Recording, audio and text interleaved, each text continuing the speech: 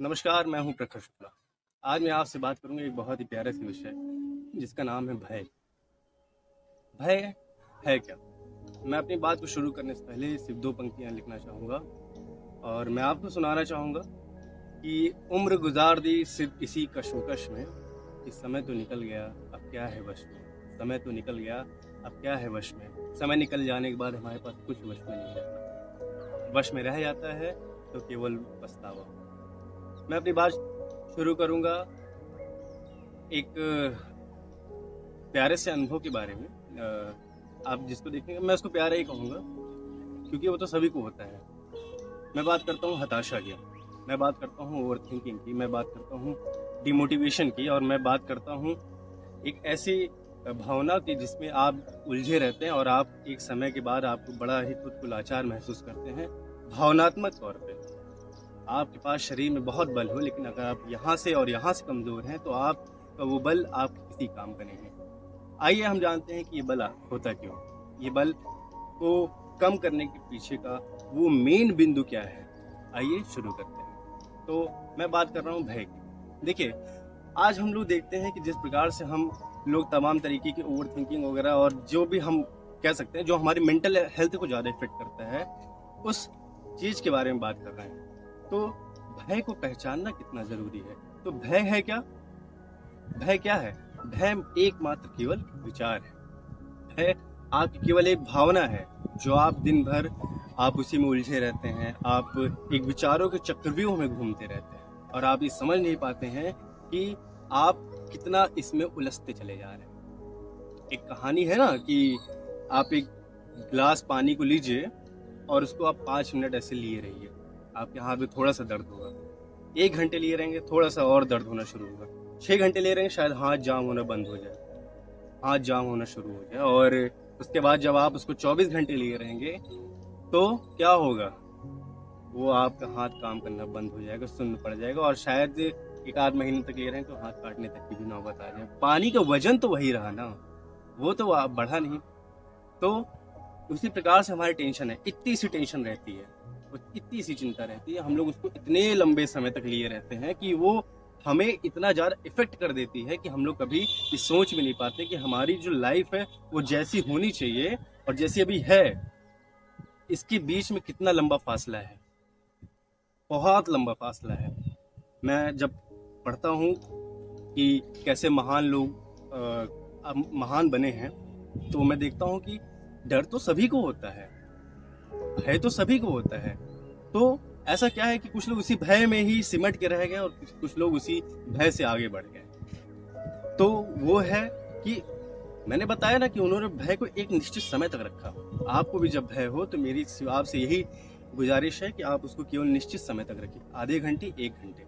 वरना भय आपको इतनी सारी समस्याओं की जड़ें आप में पैदा कर देगा जिसकी आप कभी सोचे भी नहीं। मैं श्रीमद् भागवत गीता को जब पढ़ता हूँ तो उसमें भी ये लिखा गया था कि आपके हाथ में न भविष्य है न भूत है।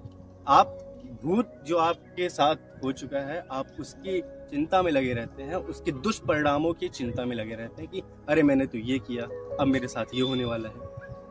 या आप कुछ भी कदम उठाने जाते हैं तो सबसे पहले आपको उसका नेगेटिव साइड आपको दिखाई पड़ता है।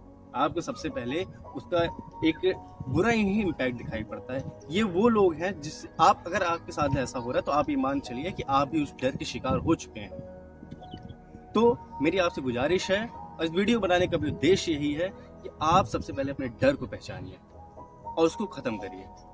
डर तो सबको होता है, तो आपको भी होगा, लेकिन आप ये समझिए कि इसे बहुत देर तक उलझना नहीं है।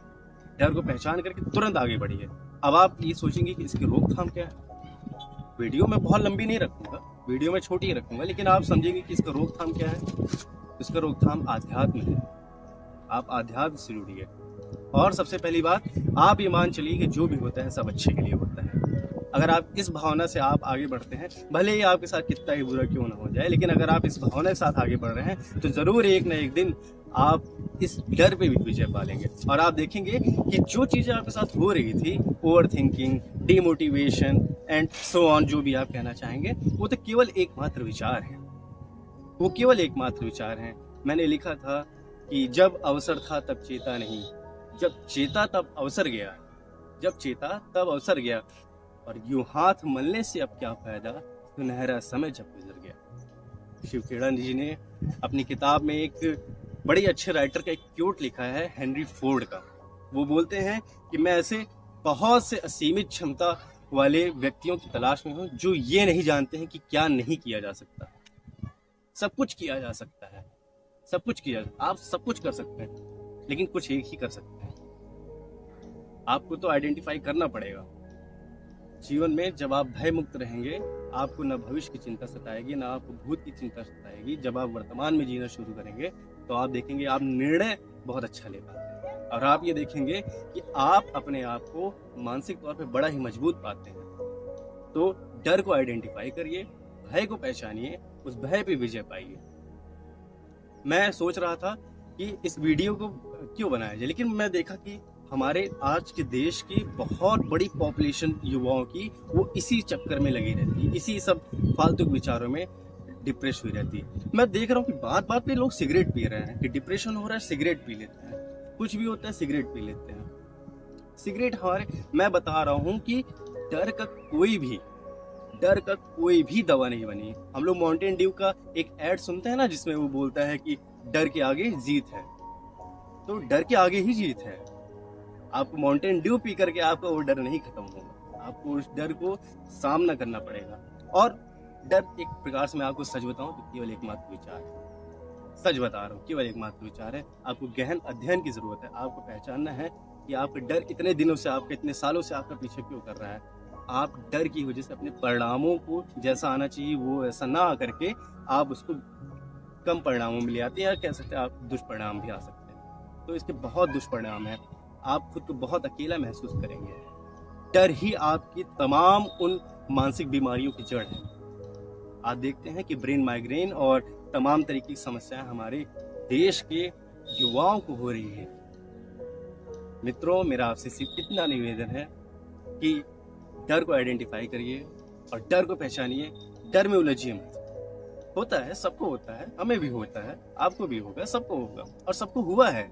लेकिन सब ने अपने डर को आइडेंटिफाई करके उसको दबाया है, ना कि उसको खुद पे काबू, उसको खुद पे ये निरंकुश नहीं किया। उसको डर आप पे कभी अंकुश न लगा पाए। इसलिए मेरी आपसे विनम्र प्रार्थना है कि आप अपने डर को जरूर जो है आइडेंटिफाई करिए, और डरने की जरूरत नहीं है।